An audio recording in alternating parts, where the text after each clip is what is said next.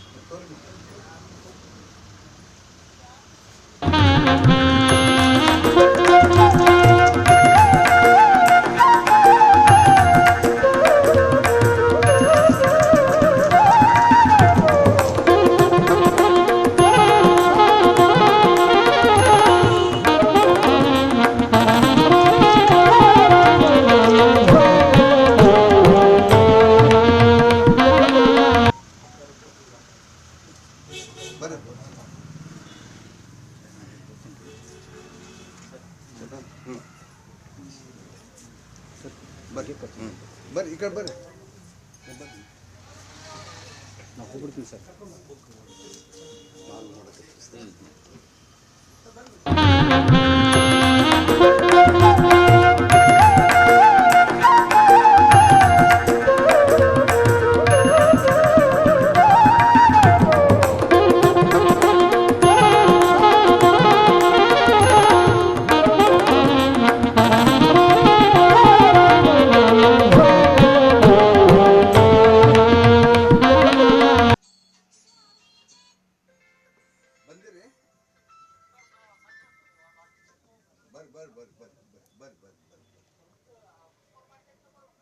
Super market ಹೌದು.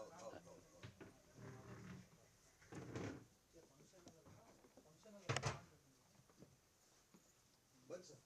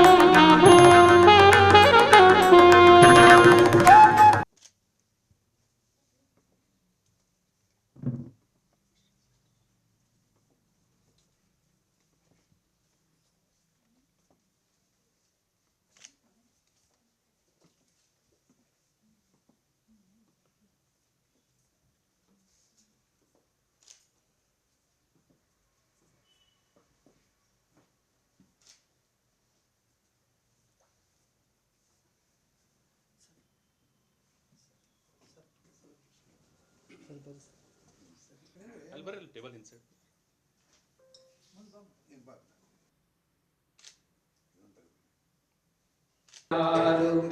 ದಿವ್ಯತೆಯ ಅರಿತವನು ಸಂತನೆಂದನ ಕಳಚಿ ಬಲು ದೂರ ನಿನ್ನೊಬ್ಬ ಮುದ್ದು ರಾಮ.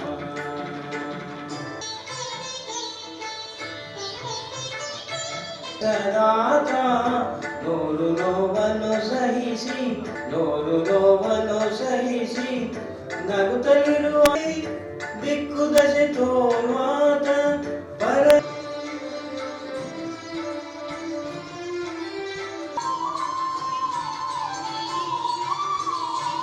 ತನ್ನದೆನ್ನುವುದೆಲ್ಲ ಮರೆತು ನಿಂತವ ಆತ.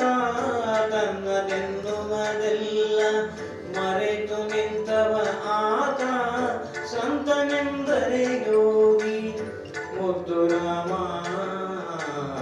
ಸಂತನೆಂದರೆ ಯೋಗಿ ಮುದ್ದು ರಾಮ.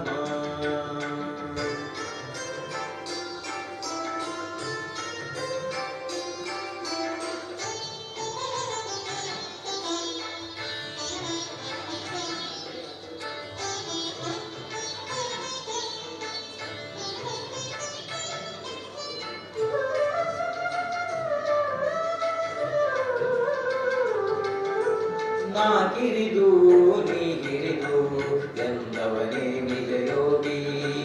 ನಾ ಕಿರಿದು ನೀಗಿರಿದು ಎಂದವನೇ ನಿಜ ಯೋಗಿ. ಜಾತಿ ಮತ ಪದದಿಂದ ದೂರ ಅವನಾತ್ಮ. ಜಾತಿ ಮತ ಪದದಿಂದ ದೂರ ಅವನಾತ್ಮ. ಸೇವಕನ ಭಾವದಲ್ಲಿ ನಿಂತರದು ದಿಗ್ವಿಜಯ. ಸೇವಕನ ಭಾವದಲ್ಲಿ ನಿಂತರದು ದಿಗ್ವಿಜಯ. ಶರಣ ಶಿವ ಕಿಂಕರನು ಮುದ್ದು ರಾಮ. ಶರಣ ಶಿವ ಕಿಂಕರನು ಮುದ್ದು ರಾಮ.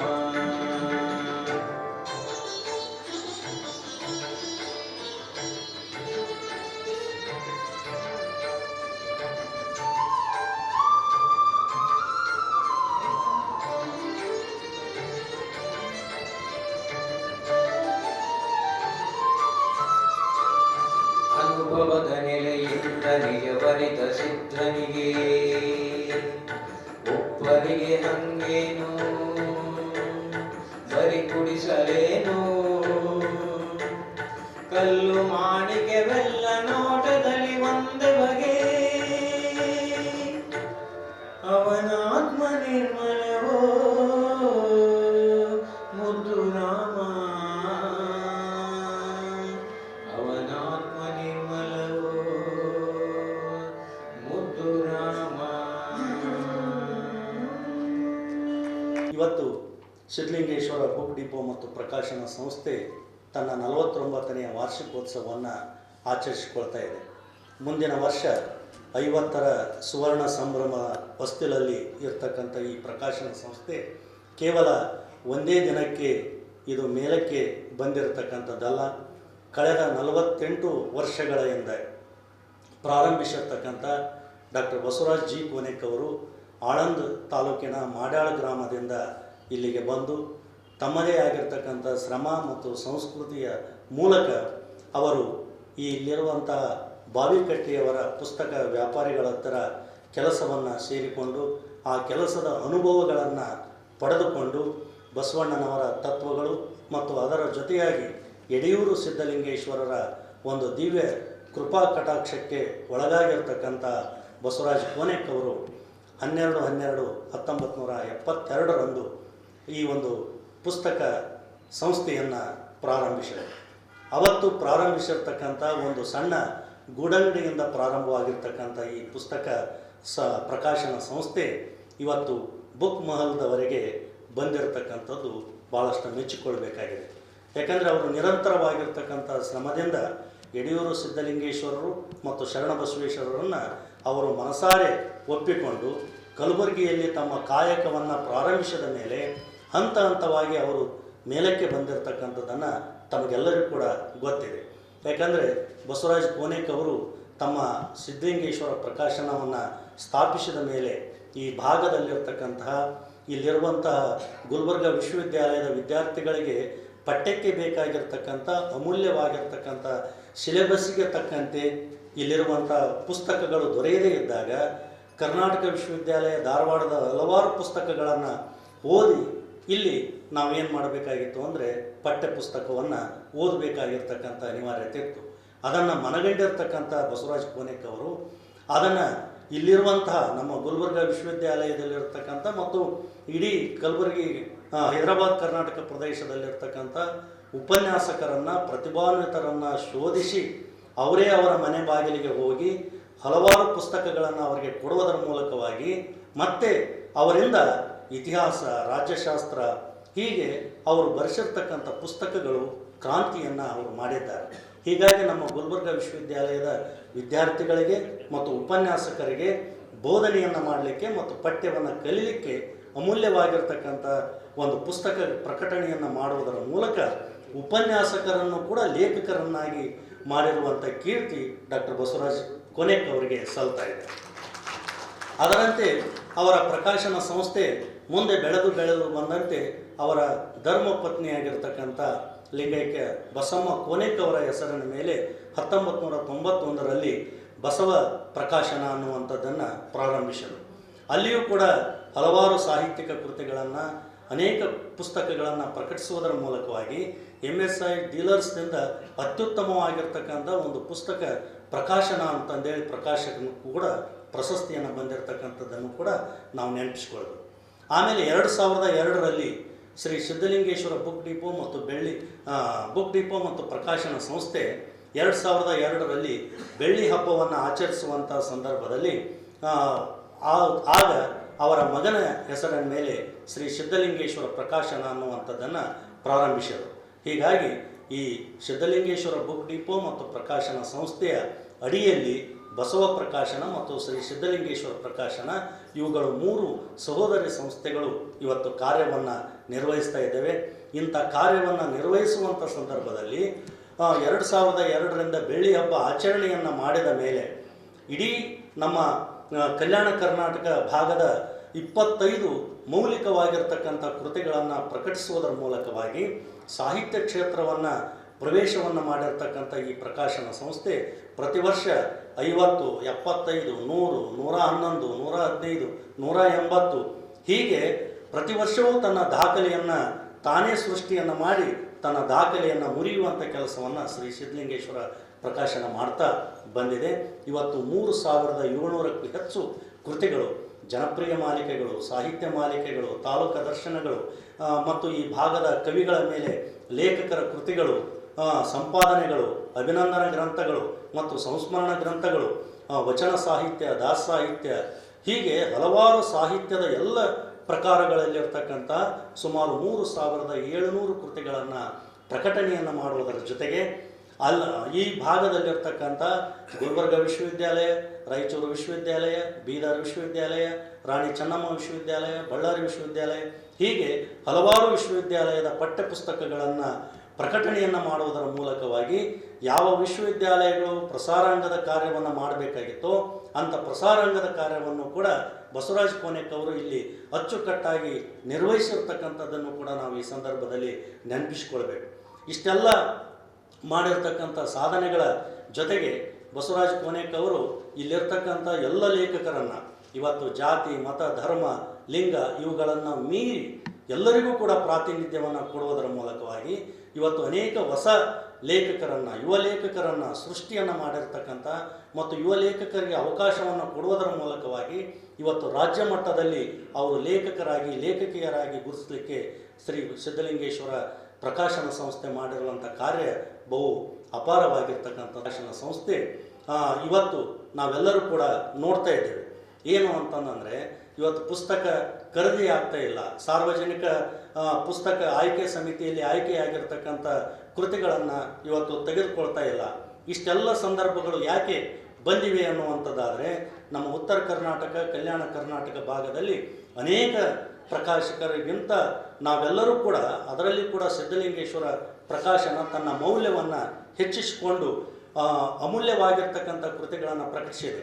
ಆದರೆ ಅದೇ ಮೈಸೂರು ಬೆಂಗಳೂರು ಭಾಗದಲ್ಲಿರ್ತಕ್ಕಂಥ ಲೇಖಕರು ಇವತ್ತೇನು ಮಾಡಿದ್ದಾರೆ ಅಂದರೆ ಮುಖಪುಟಗಳನ್ನು ಬದಲಾಯಿಸಿ ಶೀರ್ಷಿಕೆಯನ್ನು ಬದಲಾಯಿಸಿ ಪುಸ್ತಕವನ್ನು ಪ್ರಕಟಣೆಯನ್ನು ಮಾಡಿರೋದ್ರಿಂದ ಇವತ್ತು ಪುಸ್ತಕ ಆಯ್ಕೆ ಆಗ್ತಾ ಇಲ್ಲ ಅನ್ನುವಂಥದ್ದನ್ನು ನಾವೆಲ್ಲರೂ ಕೂಡ ಗಮನಿಸಬೇಕಾಗಿದೆ. ಅದಕ್ಕೆ ಪುಸ್ತಕ ಸಂಸ್ಕೃತಿ ಓದುವುದು ಕಡಿಮೆಯಾಗಿದೆ ಅನ್ನುವಂಥ ಮಾತುಗಳು ಇದ್ದರೂ ಕೂಡ ಆ ಪುಸ್ತಕವನ್ನು ಓದ್ತಕ್ಕಂಥ ಮತ್ತು ಬರೆಯುವಂಥ ಲೇಖಕರು ಇನ್ನೂ ಕೂಡ ನಮ್ಮ ಕಲ್ಯಾಣ ಕರ್ನಾಟಕದಲ್ಲಿ ಮತ್ತು ಇಡೀ ಕರ್ನಾಟಕದಲ್ಲಿ ಇದ್ದಾರೆ. ಆ ಕಾರಣಕ್ಕಾಗಿ ಇವತ್ತೆಲ್ಲ ಪುಸ್ತಕಗಳು ಹೊಸ ಬಗೆಯಾಗಿರ್ತಕ್ಕಂಥ ನಾವೀನ್ಯತೆಯಿಂದ ಕೂಡಿರ್ತಕ್ಕಂಥ ಡಿಜಿಟಲೀಕರಣವಾಗಿರ್ತಕ್ಕಂಥ ಈ ಒಂದು ಪುಸ್ತಕಗಳು ಇವತ್ತೇನಾಗಿವೆ ಅಂದರೆ ಪ್ರಕಟವಾಗಿ ಬರ್ತಾ ಇದೆ.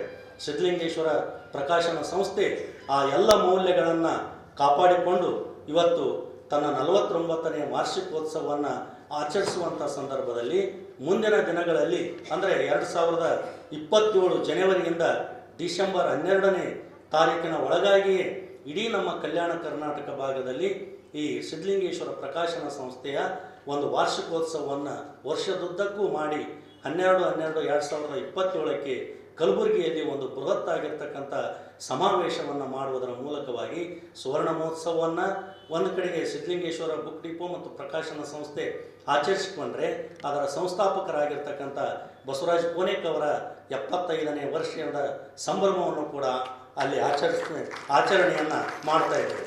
ಅದರ ಜೊತೆಗೆ ಸಿದ್ಧಲಿಂಗೇಶ್ವರ ಪ್ರಕಾಶನ ಸಂಸ್ಥೆ 25 ವರ್ಷ ಬೆಳ್ಳಿ ಹಬ್ಬ, ಸುವರ್ಣ ಮಹೋತ್ಸವ ಮತ್ತು ಅಮೃತ ಮಹೋತ್ಸವ ಈ 3 ಏಕಕಾಲಕ್ಕೆ ಆಚರಿಸುವುದರ ಮೂಲಕವಾಗಿ ನಮ್ಮ ಪುಸ್ತಕ ಸಂಸ್ಕೃತಿಯನ್ನು ಇಡೀ ನಮ್ಮ ರಾಜ್ಯ ಮಟ್ಟದಲ್ಲಿರ್ತಕ್ಕಂಥ ಈ ಪ್ರಕಾಶನ ಸಂಸ್ಥೆ ಮುಂದೆ ರಾಷ್ಟ್ರ ಮಟ್ಟದಲ್ಲಿಯೂ ಕೂಡ ಇದು ಬೆಳೀಲಿ ಅನ್ನುವಂಥ ಆಶೆಯನ್ನು ಆಡ್ತಾ ಇವತ್ತು ಶ್ರೀ ಸಿದ್ಧಲಿಂಗೇಶ್ವರ ಪ್ರಕಾಶನ ಸಂಸ್ಥೆ ನಡೆದು ಬಂದ ಹಾದಿ ಕೇವಲ ಸರಳವಾಗಿರ್ತಕ್ಕಂಥದ್ದಲ್ಲ.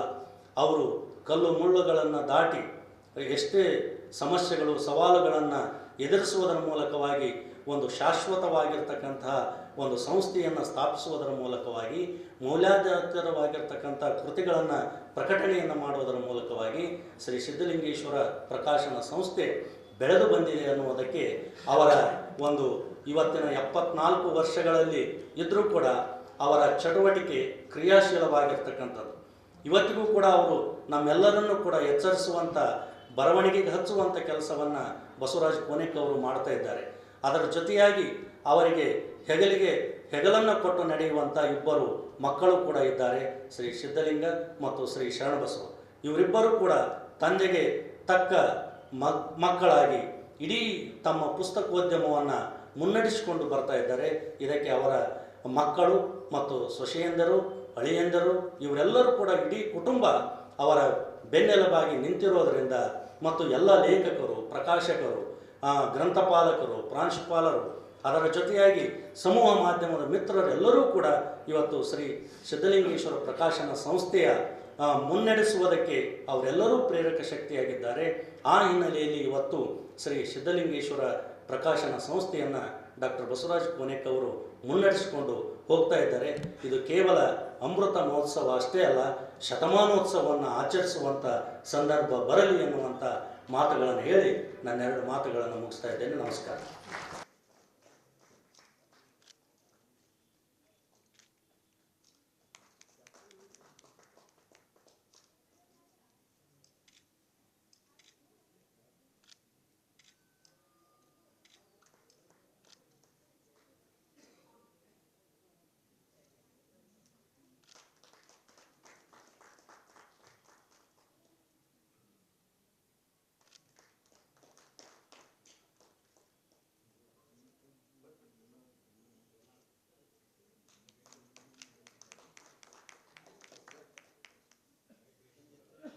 ಎಲ್ಲ ಲೇಖಕ ಕೃತಿಯ ಲೋಕಾರ್ಪಣೆ ಸಮಾರಂಭಕ್ಕೆ ತಾವೆಲ್ಲರೂ ಸಾಕ್ಷಿಯಾಗಬೇಕು ಅಂತ ಹೇಳಿ ವಿನಂತಿಸ್ತೇನೆ. ಆತ್ಮೀಯರೇ, ಇವತ್ತು ಬಿಡುಗಡೆಗೊಳ್ತಿರ್ತಕ್ಕಂತಹ 105 ಗ್ರಂಥಗಳಲ್ಲಿ ಇದರಲ್ಲಿ ಸೇರ್ಪಡೆಯಾಗಿದ್ದಾವೆ. ಸಾಹಿತ್ಯ ಮಾಲಿಕೆ, ವಿಜ್ಞಾನ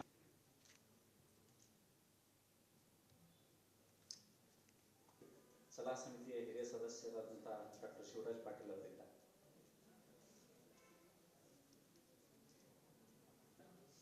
ದಿವ್ಯ ಸಾನ್ನಿಧ್ಯವನ್ನು ವಹಿಸಿಕೊಂಡಿರ್ತಕ್ಕಂತಹ ಪರಮ ಪೂಜ್ಯ ಶ್ರೀಮನ್ ಮಹಾರಾಜ ನಿರಂಜನ ಪೂಜ್ಯ ಸ್ವಾಮಿಗಳು ಮುತ್ಯಾನು ಬಬಲಾದ ಮುತ್ಯ ಅಂತಲೇ ಪ್ರಸಿದ್ಧ ಆಗಿರ್ತಕ್ಕಂಥದ್ದು.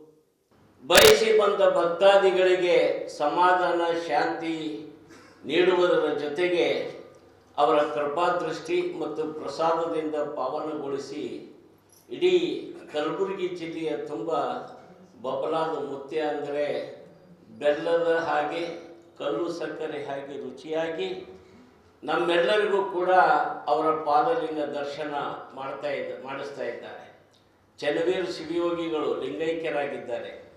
ಅವರು ದುಧನಿ ಮಠದಲ್ಲಿ ಹುಟ್ಟಿ ಬೆಳೆದವರು.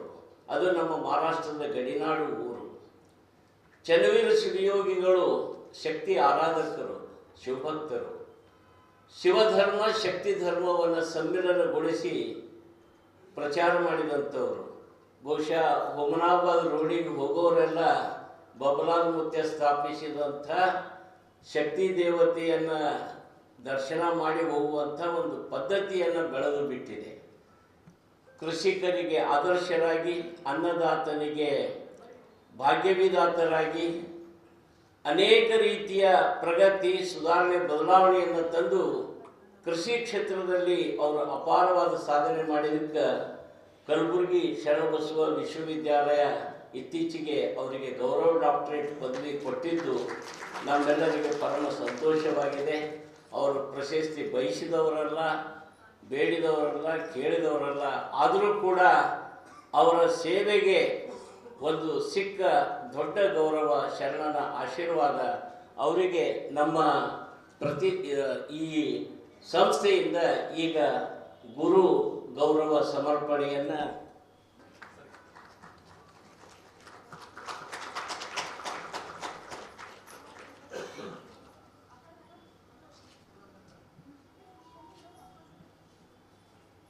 ಉಳಿದವು ಪಠ್ಯ ಪುಸ್ತಕಗಳು ಮತ್ತು ವಿಜ್ಞಾನ ಮಾಲಿಕೆಗಳ ಒಟ್ಟು 105 ಕೃತಿಗಳು ಬಿಡುಗಡೆಗೊಂಡಿವೆ.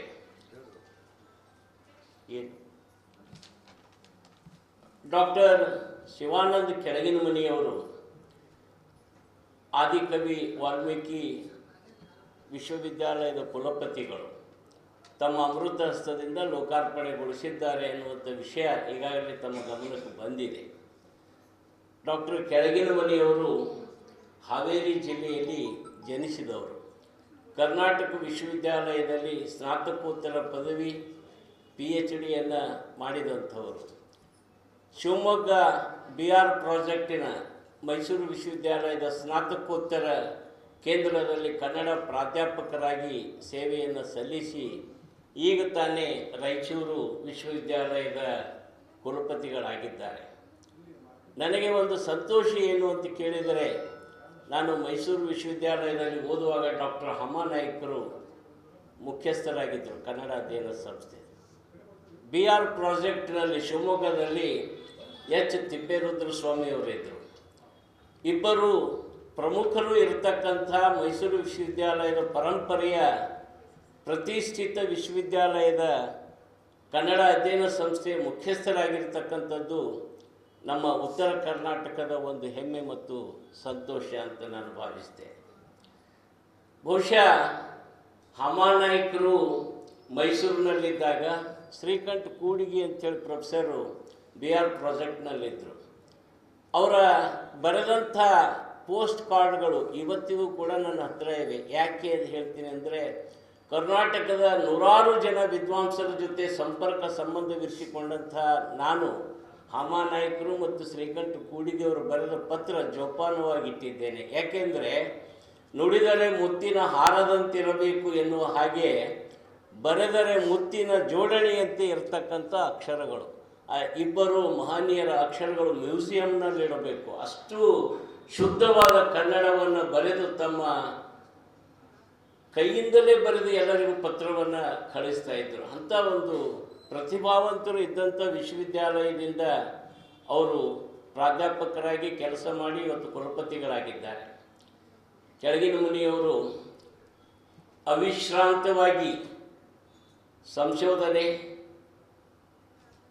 ಮತ್ತು ಬರವಣಿಗೆ ಕಾಯಕದಲ್ಲಿ ತೊಡಗಿಸಿಕೊಂಡು ಸುಮಾರು 25-26ಕ್ಕೂ ಹೆಚ್ಚು ವಿದ್ಯಾರ್ಥಿಗಳಿಗೆ MPhil ಮತ್ತು PhD ಮಾರ್ಗದರ್ಶಕರಾಗಿ ಈಗಾಗಲೇ ಕೆಲವು ಜನ PhD ಪದವಿಯನ್ನು ಸಂಪಾದಿಸಿದ್ದಾರೆ.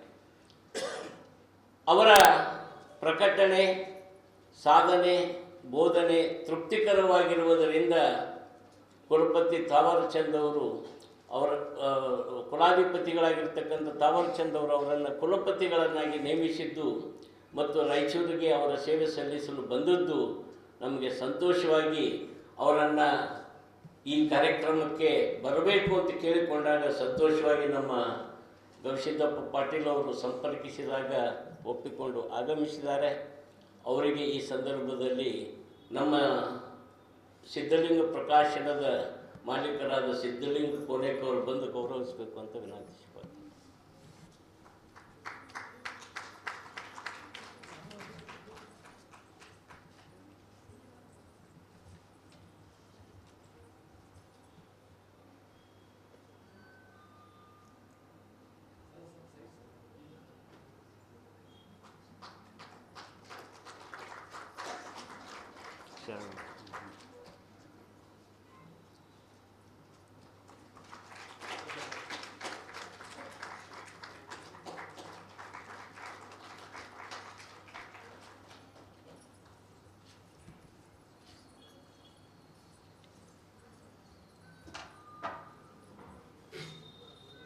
ಇವತ್ತಿನ ಮುಖ್ಯ ಅತಿಥಿಗಳಾಗಿ ಬೆಂಗಳೂರಿನಿಂದ ಡಾಕ್ಟರ್ CR ಚಂದ್ರಶೇಖರ್ ಅವರು ಆಗಮಿಸಿದ್ದಾರೆ.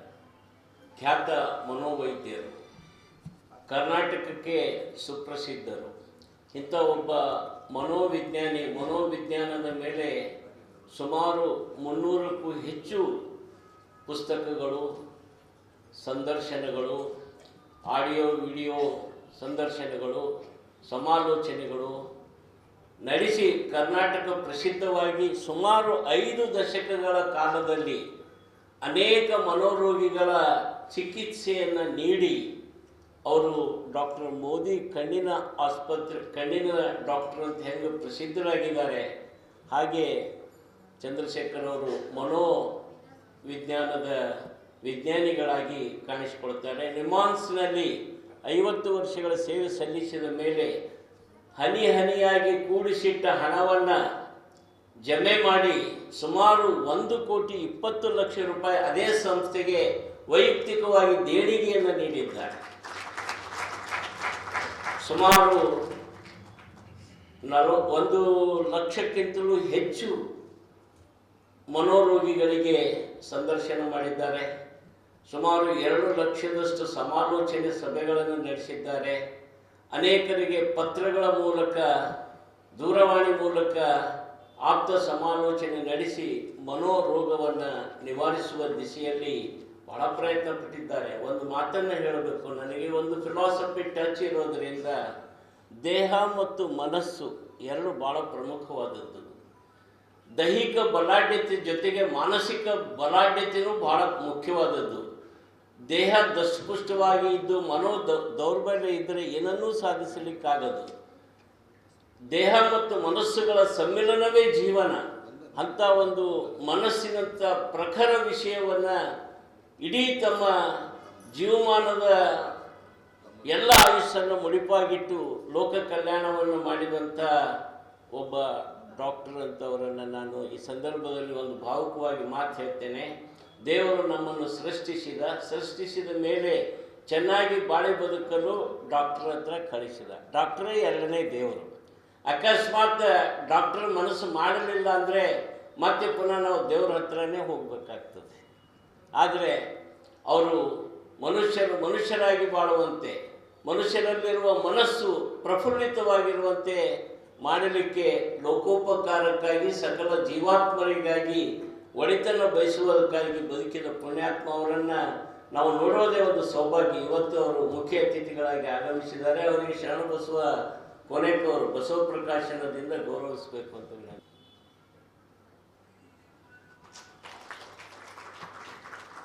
ನಮ್ಮ ಮಧ್ಯದಲ್ಲಿ ಇವತ್ತು ಕೃತಿಗಳನ್ನು ಪರಿಚಯಿಸಿ ಸಿದ್ಧಲಿಂಗೇಶ್ವರ ಪ್ರಕಾಶನ ಸಂಸ್ಥೆಯ ಸಾಧನೆಯನ್ನು ತಿಳಿಸಲು ಆಗಮಿಸಿರುವ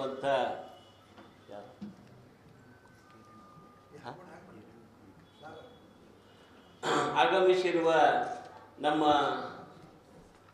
ಪ್ರೊಫೆಸರ್ ಲಿಂಗಪ್ಪ ಗೋನಾಳ್ ಅವರು ಸುರ್ಪುರ ತಾಲೂಕಿನ ದೇವರ ಗೋನಾಳ ಸುಪ್ರಸಿದ್ಧವಾದದ್ದು. ನಮ್ಮ ಬಿ ಪಿ ಹೋಗಾರವರು ಇತಿಹಾಸ ಬರೆದಿದ್ದಾರೆ. ಗೋನಾಳ ಗ್ರಾಮವೇ ಒಂದು ದೇವರ ಗೋನಾಳ. ಅಲ್ಲಿ ರಾಜ ವೆಂಕಟಪ್ಪ ನಾಯಕರು, ಗೋನಾಳ ಭೀಮಪ್ಪನವರು, ಸುಪ್ರಸಿದ್ಧ ಆಡಳಿತಾಧಿಕಾರಿ, ಅಂಥಲ್ಲಿ ನಮ್ಮ ಲಿಂಗಪ್ಪ ಗೋನಾಳ್ ಅವರು ಜನಿಸಿ ಒಬ್ಬ ಸಾಹಿತಿಗಳಾಗಿದ್ದಾರೆ. ಇತ್ತೀಚೆಗೆ ನಮ್ಮ ಆತ್ಮೀಯ ಮಿತ್ರರು ಮತ್ತು ನಮಗೆ ಆಪ್ತರಾಗಿರುವ ಡಾಕ್ಟರ್ ಈಶ್ವರಯ್ಯ ಮಠವರು ಕೂಡ ದೇವರ ಗೋನಾಳ ಗ್ರಾಮದವರೇ. ಲಿಂಗಪ್ಪ ಗೋನಾಳ್ ಅವರು ಚಿಕ್ಕ ಗ್ರಾಮದಲ್ಲಿ ಜನಿಸಿದರು, ಸುರ್ಪುರದಲ್ಲಿ ಓದಿದರು. ಕರ್ನಾಟಕ ವಿಶ್ವವಿದ್ಯಾಲಯ ಮತ್ತು ಗುಲ್ಬರ್ಗ ವಿಶ್ವವಿದ್ಯಾಲಯದ ನಡುವೆ ವಿದ್ಯಾಭ್ಯಾಸ ಮಾಡಿ ಇವತ್ತು ನಮ್ಮ ನಿಜಾಂ ಸಂಸ್ಥಾನದ ಮೊಟ್ಟ ಮೊದಲು ಇತಿಹಾಸ ಪ್ರಸಿದ್ಧವಾದಂಥ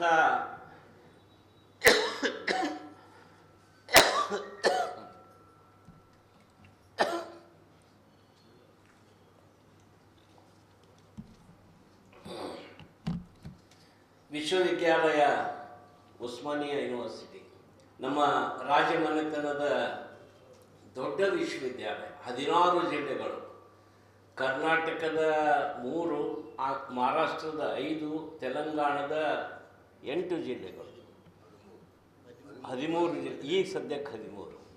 ಮೊದಲಿನ ನಾನು ಹೇಳೋದು 1947 ಬಿಫೋರ್ 16 ಜಿಲ್ಲೆಗಳ ನಡುವೆ ಒಂದೇ ಒಂದು ವಿಶ್ವವಿದ್ಯಾಲಯ, ಅದು ಉಸ್ಮಾನಿಯಾ ವಿಶ್ವವಿದ್ಯಾಲಯ. ಅಲ್ಲಿ ಕನ್ನಡ, ಮರಾಠಿ, ತೆಲುಗು ಈ 3 ವಿಭಾಗಗಳು ಇರ್ತಕ್ಕಂಥದ್ದು. ಅಂಥ ಒಂದು ವಿಶ್ವವಿದ್ಯಾಲಯದ ರಾಜ ಮನೆತನದ ವಂಶ ಪಾರಂಪರ್ಯ. ಮೈಸೂರು ವಿಶ್ವವಿದ್ಯಾಲಯ ಕರ್ನಾಟಕದಲ್ಲಿದ್ದಂತೆ ತೆಲಂಗಾಣದಲ್ಲಿ, ಆಂಧ್ರ ಪ್ರದೇಶದಲ್ಲಿ ಉಸ್ಮಾನಿಯಾ ವಿಶ್ವವಿದ್ಯಾಲಯ. ಅಂಥ ವಿಶ್ವವಿದ್ಯಾಲಯದ ನಮ್ಮ ಕಲಬುರಗಿ ಜಿಲ್ಲೆಯ ಸುರ್ಪುರ ತಾಲೂಕು ಅತ್ಯಂತ ಹಿಂದುಳಿದುದು. ಅದರಲ್ಲಿ ಸಣ್ಣ ಗ್ರಾಮದಲ್ಲಿ ಹುಟ್ಟಿದಂಥ ಗೋನಾಳ್ ಲಿಂಗಪ್ಪನವರು ಅಲ್ಲಿಯ ಕನ್ನಡ ವಿಭಾಗದ ಮುಖ್ಯಸ್ಥರಾಗಿದ್ದಾರೆ. ಈಗ ಇತ್ತೀಚೆಗೆ ಕಲಾ ನಿಕಾಯದ ಡೀನರಾಗಿದ್ದಾರೆ. ಇದು ನಮಗೆ ಭಾಳ ಅತ್ಯಂತ ಮತ್ತು ಹೆಮ್ಮೆ ಸಂಗತಿ. ಸುಮಾರು 16 ಪುಸ್ತಕಗಳನ್ನು ರಚಿಸಿದ್ದಾರೆ. ಮುಂದಿನ ದಿನಗಳಲ್ಲಿ ಅವರು ಕುಲಪತಿ ಆಗಲಿ ಅಂತ ನಾನು ಶುಭ ಹಾರೈಸ್ತೇನೆ. ಇನ್ನೊಂದು, ಯಾಕೆ ನಾವು ಅವರನ್ನು ದೂರದೃಷ್ಟಿ ಇಟ್ಕೊಂಡು ಕರೆದಿದ್ದೀವಿ ಅಂತ ಕೇಳಿದರೆ, ಈಗ ಮುಂದೆ ಹೇಳ್ತೀನಿ ಯಾಕೆ ಕರೆದಿದ್ದೀವಿ ಅನ್ನುವಂಥದ್ದು. ಈಗ ಅವರಿಗೆ ನಮ್ಮ ಹಿರಣ್ಣ ಕೋನೆಕ್ಕವರು, ಬಸವರಾಜ್ ಕೋನೆಕ್ಕವರ ಸೋದರ ಬಂದು ಸನ್ಮಾನಿಸಬೇಕು ಅಂತ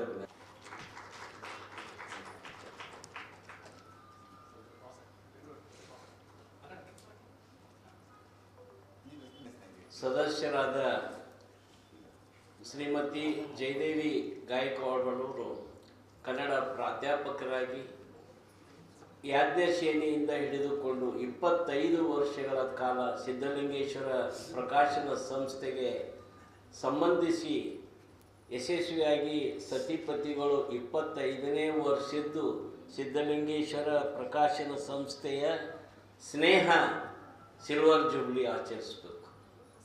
ಸತಿಪತಿಗಳು ಒಂದಾದ ಭಕ್ತಿ ಹಿತವಾಗಿಪ್ಪುದು ಶಿವನಿಗೆ ಎನ್ನುವಂತೆ ಗಂಡ ಹೆಂಡತಿ ಒಂದೇ ದಾರಿಯಲ್ಲಿ ಹೋದರೆ ಸುಂದರವಾದ ಬದುಕು ನಿರ್ಮಾಣವಾಗ್ತದೆ. ಇಬ್ಬರೂ ಸಾಹಿತಿಗಳು. ಸಮರಸವೇ ಜೀವನ, ರಸವೇ ಜನನ, ವಿರಸವೇ ಮರಣ, ಸಮರಸವೇ ಜೀವನ, ಬೇಂದ್ರೆಯವರ ಮಾತು. ಸಮರಸದ ಬದುಕನ್ನು ನಡೆಸಿ ಸಾಹಿತ್ಯ ಕ್ಷೇತ್ರದಲ್ಲಿ ಸೇವೆಯನ್ನು ಸಲ್ಲಿಸಿ ಇಬ್ಬರೂ ಕೂಡ ಇವತ್ತು ಸೇರಿ 100 ಕೃತಿಗಳು ಪ್ರಕಟಿಸಿ ಸಿದ್ಧಲಿಂಗೇಶ್ವರ ಪ್ರಕಾಶನ ಸಂಸ್ಥೆಗೆ ಹಿತೈಷಿಗಳಾಗಿದ್ದಾರೆ. ಜಯದೇವಿ ಗಾಯಕ್ವಾಡ್ ಅಂದುಕೊಳ್ಳೇ ಜಯದೇವಿ ತಾಯಿ ಲಿಗಡೆ ಹೆಸರು ನೆನಪು ಬರ್ತದೆ. ಅವರು ಕನ್ನಡದ ಶ್ರೇಷ್ಠ ಸಾಹಿತಿಗಳಾಗಿ ಹೋದಂಥವರು. ಆ ದಾರಿಯಲ್ಲಿ ಜಯದೇವಿ ಗಾಯಕ್ವಾಡ್ ಅವರು ನಡೆದಂಥವರು. ಇವತ್ತು 11ನೇ ಅಖಿಲ ಭಾರತ ದಲಿತ ಸಾಹಿತ್ಯ ಸಮ್ಮೇಳನದ ಸರ್ವಾಧ್ಯಕ್ಷರಾಗಿ ರಾಯಚೂರಿನಲ್ಲಿ ದೊಡ್ಡ ಜವಾಬ್ದಾರಿಯನ್ನು ನಿರ್ವಹಿಸಿದ್ದಾರೆ. ಅದು ನಮ್ಮ ಸಲಹಾ ಸಮಿತಿ ಸದಸ್ಯರಿಗೆ ಅತ್ಯಂತ ಸಂತೋಷ ಮತ್ತು ಸಂಭ್ರಮದ ವಿಷಯ. ಅವರಿಗೆ ಈ ಸಂದರ್ಭದಲ್ಲಿ ಗೌರವಿಸಬೇಕು ಅಂತ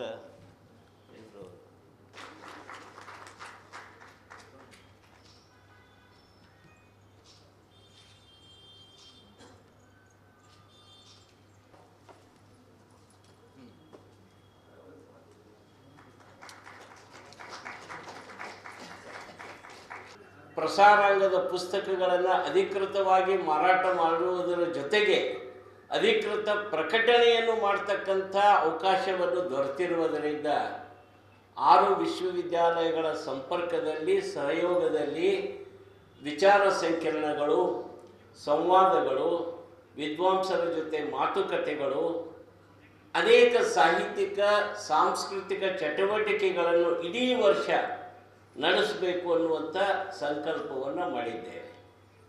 ಗೋನಾರ್ ಲಿಂಗಪ್ಪ ಅವ್ರಿಗೆ ಯಾಕೆ ಕರೆಸಬೇಕು ಅಂತ ಅನ್ನೋ ಮಾತು ಆಗಲೇ ಹೇಳಿದೆಯಲ್ಲ. ಉಸ್ಮಾನಿಯಾ ವಿಶ್ವವಿದ್ಯಾಲಯ, ಮದ್ರಾಸ್ ವಿಶ್ವವಿದ್ಯಾಲಯ, ಮುಂಬೈ ವಿಶ್ವವಿದ್ಯಾಲಯಗಳ ಕನ್ನಡ ವಿಭಾಗದಲ್ಲಿಯೂ ಕೂಡ ನಮ್ಮ 50ನೇ ವರ್ಷದ ಸವಿನೆನಪಿಗಾಗಿ ವಿಚಾರ ಸಂಕಿರಣಗಳನ್ನು ಏರ್ಪಡಿಸಿ ವಿದ್ವಾಂಸರ ಜೊತೆ ಮಾತುಕತೆಗಳನ್ನಾಡಿ ಆ ಪ್ರಕಟಣೆಗಳನ್ನು ಮಾಡಬೇಕು ಅನ್ನುವಂಥ ಒಂದು ಸಂಕಲ್ಪವನ್ನು ಇಟ್ಕೊಂಡಿದ್ದೆ. ಹೀಗೆ ಈ ವಿಷಯಗಳನ್ನು ಭಾಳ ಅರ್ಥಪೂರ್ಣವಾಗಿ 50ನೇ ವರ್ಷದ ಸಂಭ್ರಮ ನಮ್ಮ ಗವಿಸಿದ್ದಪ್ಪ ಹೇಳಿದರು. 25 ವರ್ಷದ ಹಿಂದೆ ಸಿದ್ಧಲಿಂಗೇಶ್ವರ ಏನು ಪ್ರಕಾಶನ ಸಂಸ್ಥೆಯ ಬೆಳ್ಳಿ ಹಬ್ಬ ಆಚರಿಸಿದರು. ಆ ಟೈಮ್ನಲ್ಲಿ ಅದು ಸಿದ್ಧಲಿಂಗೇಶ್ವರ ಬುಕ್ ಡಿಪೋದ್ದು. ಆ ಸಂದರ್ಭದಿಂದ ಇಲ್ಲಿಯವರೆಗೆ 25 ವರ್ಷಗಳ ಆಗ್ತಾ ಬಂತು. ಭಾಳ ಅರ್ಥಪೂರ್ಣವಾಗಿ ಪ್ರತಿ ವರ್ಷ ತಾನೇ ಮಾಡಿದ ದಾಖಲೆಗಳನ್ನು ತಾವೇ ಮುರಿದು ಹೊಸ ಹೊಸ ದಾಖಲೆಗಳನ್ನು ಸ್ಥಾಪಿಸಿ ಪುಸ್ತಕಗಳ ಸಂಖ್ಯೆ ಅಧಿಕಗೊಳಿಸಿ 100ಕ್ಕಿಂತಲೂ ಅಧಿಕ ಪ್ರಕಟ ಮಾಡುವಂಥ ಒಂದು ವ್ಯವಸ್ಥೆಯನ್ನು ಅವರು ಮಾಡಿದ್ದು. ಈ ಒಂದು ಸಂಭ್ರಮವನ್ನು ಆಚರಿಸುವಂಥ ಒಂದು ದೃಢ ಸಂಕಲ್ಪವನ್ನು ಮಾಡಿ ಆ ದಿಶೆಯಲ್ಲಿ ಪ್ರಯತ್ನ ಮಾಡ್ತಾ ಇದ್ದೇವೆ. ಎರಡನೇದಾಗಿ ಸಿದ್ಧಲಿಂಗೇಶ್ವರ ಹೆಸರಿನ ಬಗ್ಗೆ ಆ ಕೆಲಸ ಕಾರ್ಯಗಳನ್ನು ನೋಡಿದ ನಾನು ಭಾವುಕನಾಗಿ ಮಾತಾಡ್ತೇನೆ. ಅವರು ಪುಸ್ತಕ ಪ್ರಕಾಶನ ಸಂಸ್ಥೆಗೆ ಸಿದ್ಧಲಿಂಗ ಅಂತ ಹೆಸರಿಟ್ಟಿದ್ದಾರೆ. ಈ ಸಿದ್ಧ ಅನ್ನುವ ಹೆಸರೇ ಪ್ರಸಿದ್ಧಿ ತಂದಿದ್ದು ಬಹುಶಃ ಶಿವಯೋಗಿ ಸಿದ್ದರಾಮ, ಯಡಿಯೂರು ಸಿದ್ಧಲಿಂಗ, ನಮ್ಮ ಮುಖ್ಯಮಂತ್ರಿ ಸಿದ್ದರಾಮಯ್ಯ, ಆಮೇಲೆ ಸಿದ್ಧಲಿಂಗ ಪಟ್ಟಣಶೆಟ್ಟಿ, ಗವಿಸಿದ್ಧ ಸ್ವಾಮಿಗಳು ಕೊಪ್ಪಳ, ಈ ಸಿದ್ದೇಶ್ವರ ಸ್ವಾಮಿಗಳು ಬಿಜಾಪುರ, ಇವು ಎಲ್ಲ ಸಿದ್ಧ ಸಿದ್ಧ ಅಂತ ಹೆಸರು ಕೇಳ್ಕೊಂಡು ಬಂದರೆ ಇವರೆಲ್ಲ ಪ್ರಸಿದ್ಧರಾಗಿದ್ದೆ. ಅದಕ್ಕೆ ಉತ್ತರ ಕರ್ನಾಟಕ ಭಾಗದಲ್ಲಿ, ಕಲ್ಯಾಣ ಕರ್ನಾಟಕದಲ್ಲಿ ಸಿದ್ಧಲಿಂಗೇಶ್ವರ ಪ್ರಕಾಶನ ಪ್ರಸಿದ್ಧ ಆಗಲಿಕ್ಕೆ ಕಾರಣ ಏನು? ಸಿದ್ಧ ಅಂದರೆ ರೆಡಿ ಫಾದರ್, ಸಿದ್ದಪ್ಪ ರೆಡಿ. ಅದಕ್ಕೆ ಆ ಪ್ರಸಿದ್ಧಿಯನ್ನು ಪಡೆದಿರುವುದು ನಮಗೆ ಅತ್ಯಂತ ಒಂದು ಸಂತೋಷದ ಸಂಗತಿ. ಆಮೇಲೆ ಇವತ್ತು ಗವಿಸಿದ್ದಪ್ಪ ಮಾತಾಡೋ ಒಂದು ಮಾತು ಹೇಳಿದರು, ಪುಸ್ತಕಗಳ ಒಂದು ವಿಷಯ ಕುರಿತು. ಪುಸ್ತಕೋದ್ಯಮ ಇವತ್ತು ಸಂಕಷ್ಟದ ಕಾಲದಲ್ಲಿ ಅನೇಕ ಸಮಸ್ಯೆ ಸವಾಲುಗಳನ್ನು ಎದುರಿಸ್ತಾ ಇದೆ. ಕುಲಪತಿಗಳು ತಪ್ಪು ತಿಳ್ಕೋಬಾರ್ದು, ವಿಶ್ವವಿದ್ಯಾಲಯಗಳೇ ಅಂಗವಿಕಲತೆಯನ್ನು ಅನುಭವಿಸ್ತಾ ಇವೆ. ರಾಷ್ಟ್ರಕವಿ ಕುವೆಂಪು ಒಂದು ಮಾತನ್ನು ಹೇಳ್ತಾ ಇದ್ರು, ಒಂದು ವಿಶ್ವವಿದ್ಯಾಲಯ ಚೆನ್ನಾಗಿ ನಡೆಯಬೇಕಾದ್ರೆ ಅದಕ್ಕೆ 3 ಅಂಗಗಳು ಬೇಕು. ಒಂದು ಬೋಧನಾಂಗ, ಒಂದು ಸಂಶೋಧನಾಂಗ, ಇನ್ನೊಂದು ಪ್ರಸಾರಾಂಗ. ಆದರೆ ಇವತ್ತು ಯಾವ ವಿಶ್ವವಿದ್ಯಾಲಯದಲ್ಲಿಯೂ ಕೂಡ ಸಮರ್ಥವಾದ ಬೋಧನಾಂಗ ಇಲ್ಲ, ಸಂಶೋಧನಾಂಗ ಇಲ್ಲ, ಪ್ರಸಾರಾಂಗ ಅಂತೂ ಮುಳುಗಿ ಹೋಗ್ತಾ ಇದೆ. ಇಂಥ ಸಂಕಷ್ಟದ ಪರಿಸ್ಥಿತಿಯಲ್ಲಿ ಪುಸ್ತಕಗಳ ಪ್ರಕಾಶನೋದ್ಯಮ ನಷ್ಟದಲ್ಲಿದೆ, ಕಷ್ಟದಲ್ಲಿದೆ, ಬಹಳ ಅವನತಿಯ ಅಂಚಿನಲ್ಲಿದೆ. ಸಿದ್ದರಾಮಯ್ಯನವರ ನೇತೃತ್ವದ ಕಾಂಗ್ರೆಸ್ ಸರ್ಕಾರ ಬಂದ ಮೇಲಂತೂ ಗ್ರಂಥಾಲಯ ಇಲಾಖೆಯ ಮುಳುಗಡೆ ಆಗ್ತಾ ಇದೆ. ಪುಸ್ತಕಗಳ ಖರೀದಿ ಇಲ್ಲ 4 ವರ್ಷಗಳಿಂದ, ಬಿಲ್ಲುಗಳ ಪಾವತಿ ಇಲ್ಲ, ಪ್ರಕಾಶಕರ ಗೋಳಾಟ ನರಳಾಟ ಕೇಳ್ತಿರಲು, ಸಾಲ ಮಾಡಿ ಪುಸ್ತಕಗಳನ್ನು ಪ್ರಕಟಿಸಿ ಮಾರಾಟ ಆಗದೇ ಇದ್ದಾಗ ಏನು ಮಾಡಬೇಕು ಅನ್ನುವ ದಿಕ್ಕು ತೋರಿಸಲಿಕ್ಕೆ ಸಾಧ್ಯವಿಲ್ಲ. ಇಂಥ ಕಷ್ಟದ ಪರಿಸ್ಥಿತಿಯಲ್ಲೂ ಕೂಡ ಬಸವರಾಜ ಕೋನೇಕವರು ಧೈರ್ಯ ಬಿಡದೆ, ಅವರು ಮೆಚ್ಚಬೇಕು, ಧೈರ್ಯ ಸರ್ವತ್ರ ಸಾಧನ. ಗಂಡ ಮಗದವರು 4 ವರ್ಷಗಳಿಂದ ಕೋಟ್ಯಾಂತರ ರೂಪಾಯಿ ಇನ್ವೆಸ್ಟ್ಮೆಂಟ್ ಮಾಡಿದ್ದು ಬಂದಿಲ್ಲ. ನಾವು ಈ ಸತಿ ಸಲಹಾ ಸಮಿತಿಯೊಳಗೆ ಭಾಳ ಸ್ಪಷ್ಟ ಹೇಳಿದ್ದೀವಿ, ಪುಸ್ತಕೋದ್ಯಮ ಕಷ್ಟದಲ್ಲಿದೆ, ದಯವಿಟ್ಟು ನೀವು ಹೆಚ್ಚಿಗೆ ಪುಸ್ತಕಗಳನ್ನು ಮುದ್ರಿಸಬೇಡಿ, ಅವಶ್ಯಕ ಅನಿವಾರ್ಯ ಇದ್ದ ಪುಸ್ತಕಗಳನ್ನು ಮುದ್ರಿಸಿ ಅಂತ. ಆದರೂ ಕೂಡ 105 ಆಗ್ಯಾವ. ಅಂದರೆ ಇವತ್ತು ಪುಸ್ತಕಗಳು ಬಾಳೆಹಣ್ಣಿನಂತೆ ತಲೆ ಮೇಲೆ ಇಟ್ಟುಕೊಂಡು ಮಾರಿದರೂ ಮಾರಾಟ ಆಗುವಂಥ ಪರಿಸ್ಥಿತಿ ಇಲ್ಲ. ಆದರೂ ಕೂಡ ಅವರು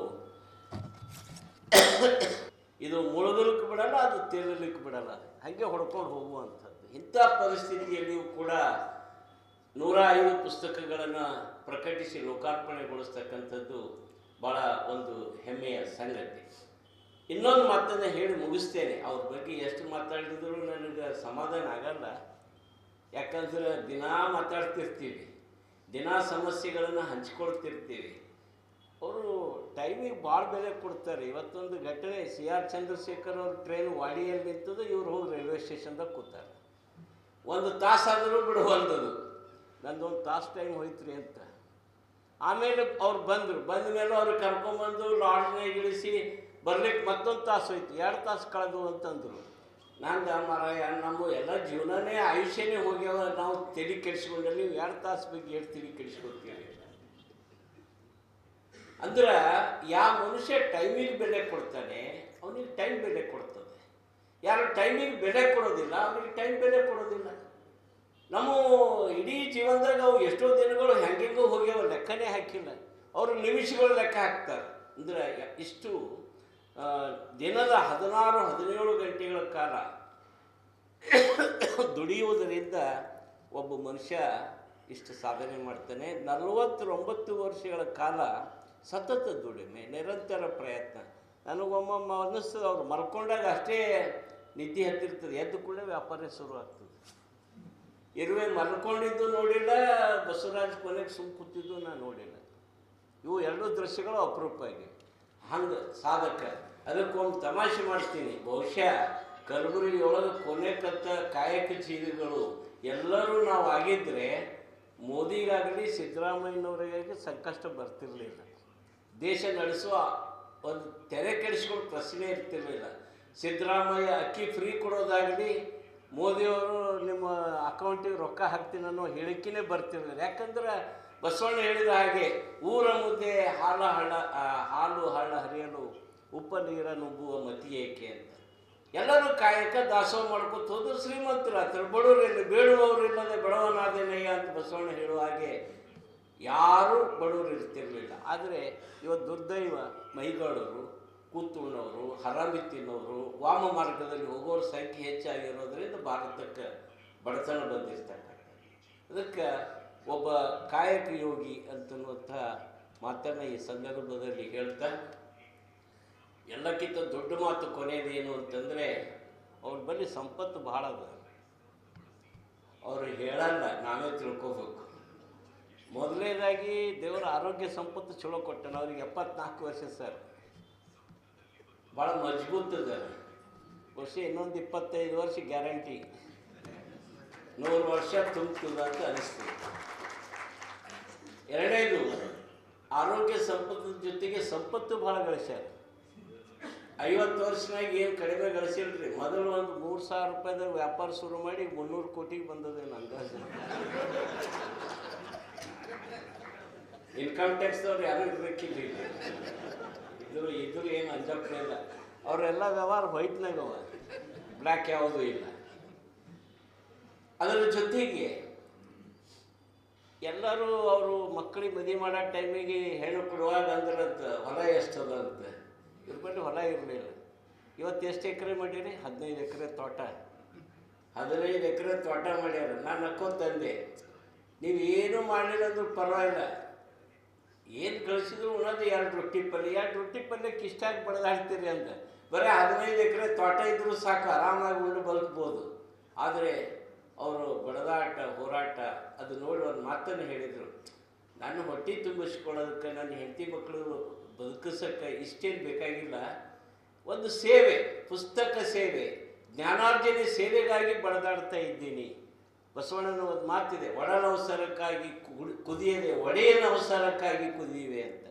ಜನಸೇವೆ, ಜನಾರ್ದನನ ಸೇವೆ ಅನ್ನುವಂಥ ಭಾವನೆಯಿಂದ ಪುಸ್ತಕ ಲೋಕದ ಒಂದು ಸಂಸ್ಕೃತಿಯನ್ನು ಬೆಳೆಸುವುದಕ್ಕಾಗಿ ಜೀವನವನ್ನು ಮುಡಿಪಾಗಿಟ್ಟಿದ್ದಾರೆ. ಅದರ ಜೊತೆಗೆ ಒಳ್ಳೆ ಮಕ್ಕಳಿದ್ದಾರೆ, ಸೊಸೆಯಂದಿರಿದ್ದಾರೆ. ಮೊಮ್ಮಕ್ಕಳಿದ್ದಾರೆ. ಒಬ್ಬ ಮೊಮ್ಮಗಳಿಗೆ ಡಾಕ್ಟರ್ ಮಾಡ್ಬೇಕಂತಾರೆ, ಇನ್ನೊಬ್ಬನಿಗೆ ಇಂಜಿನಿಯರ್ ಮಾಡ್ಬೇಕಂತ ಈಗ ಒಯ್ದು ಹೊರಗೆ ಬಿಟ್ಟಾರೆ ಅವರಿಗೆ. ಬಹುಶಃ ಅವೆರಡೂ ಕಣ್ಣಿನಿಂದ 100ನೇ ವರ್ಷಕ್ಕೆ ಅವ್ರು ಚಲೋ ಡಾಕ್ಟ್ರು ಮತ್ತು ಚಲೋ ಇಂಜಿನಿಯರ್ ಆಗಿ ಕೆಲಸ ಮಾಡೋದನ್ನು ಅವ್ರು ನೋಡಿ 100 ವರ್ಷ ಬಾಳೆ ಬದುಕಲಿ. ಸಿದ್ಧಲಿಂಗೇಶ್ವರ ಪ್ರಕಾಶನ ಸಂಸ್ಥೆ 105 ಪುಸ್ತಕಗಳು ಪ್ರತಿ ವರ್ಷ ಬಿಡುಗಡೆ ಆಗ್ತಾ ಹೋಗಲಿ ಅಂತ ಪ್ರಾಸ್ತಾವಿಕವಾಗಿ 2 ಮಾತುಗಳನ್ನು ಹೇಳಿ ನನ್ನ ಮಾತು. ಪ್ರೊಫೆಸರ್ ಶಿವಾನಂದ್ ಕೆಳಗಿನ ಮನಿ ಸರ್ ಅವರು ಕಾರ್ಯಕ್ರಮವನ್ನು ಉದ್ದೇಶಿಸಿ ಮಾತನಾಡಬೇಕು. ಈ ಊರಿಗೆ ನಾನು ಈ ಹಿಂದೆ ಹಲವಾರು ಬಾರಿ ಬಂದಿದ್ದೇನೆ. ವಿಶ್ವವಿದ್ಯಾಲಯದ ಪ್ರಾಧ್ಯಾಪಕನಾಗಿದ್ದ ಕಾರಣಕ್ಕಾಗಿ ಬಹಳಷ್ಟು ಸಾರಿ ವಿಶ್ವವಿದ್ಯಾಲಯದ ಕಾರ್ಯಕ್ರಮದ ಅನಿವಾರ್ಯಕ್ಕೆ ಬಂದಿರುವಂಥದ್ದು. ತುಂಬ ಸಜ್ಜನರು, ಸುಸಂಸ್ಕೃತರು ಆಗಿರ್ತಕ್ಕಂಥ ಈ ಪ್ರದೇಶದಲ್ಲಿ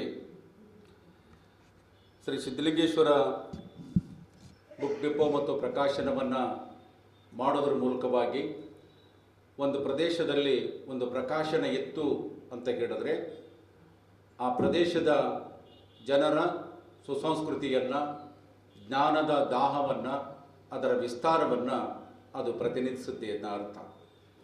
ಯಾಕಂತ ಹೇಳಿದ್ರೆ ನಾವೆಲ್ಲ ಧಾರವಾಡದಂಥ ಪ್ರದೇಶದಲ್ಲಿ ಅಥವಾ ಶಿವಮೊಗ್ಗದಂಥ ಪ್ರದೇಶಗಳಲ್ಲಿ ಬದುಕಿದ್ದೇವೆ. ನನಗೆ ಬಹಳ ಕುತೂಹಲ ಮತ್ತು ಖುಷಿಯಾದ ಸಂಗತಿ ಅಂತ ಹೇಳಿದ್ರೆ, ನಾನು ಪುಸ್ತಕ ಬಿಡುಗಡೆ ಬಂದದ್ದು ಕೂಡ ಆ ಉದ್ದೇಶದಿಂದನೇ. ಒಂದು ಪ್ರದೇಶದಲ್ಲಿ ಒಂದು ಪ್ರಕಾಶನಗಿದ್ದು ಸಾಮಾನ್ಯವಾಗಿ ಬರಿತಾ ಇರತಕ್ಕಂತಹ ಲೇಖಕರನ್ನು ಗುರುತಿಸಿ ಅವರನ್ನು ಈ ಲೋಕಕ್ಕೆ ಪರಿಚಯಿಸುವುದರ ಮೂಲಕವಾಗಿ ಅವರನ್ನ ಬೆಳಕಿಗೆ ತರುವಂಥದ್ದು. ಏಕೆಂದರೆ ನಾವೆಲ್ಲ 2000 ಇಸ್ವಿ ಅಥವಾ 5ರ ಸುಮಾರಿಗೆ ಪುಸ್ತಕಗಳನ್ನು ಬರೆದು 5-6 ಹಸ್ತಪ್ರತಿಗಳನ್ನ ಇಟ್ಕೊಂಡ್ರೂ ಕೂಡ ಯಾರು ನಮ್ಮ ಪುಸ್ತಕಗಳನ್ನು ಪ್ರಕಟ ಮಾಡ್ತಾರೆ ಅನ್ನುವಂಥ ಯೋಚನೆ ಮಾಡುವಂಥ ಒಂದು ಕಾಲ ಅದು.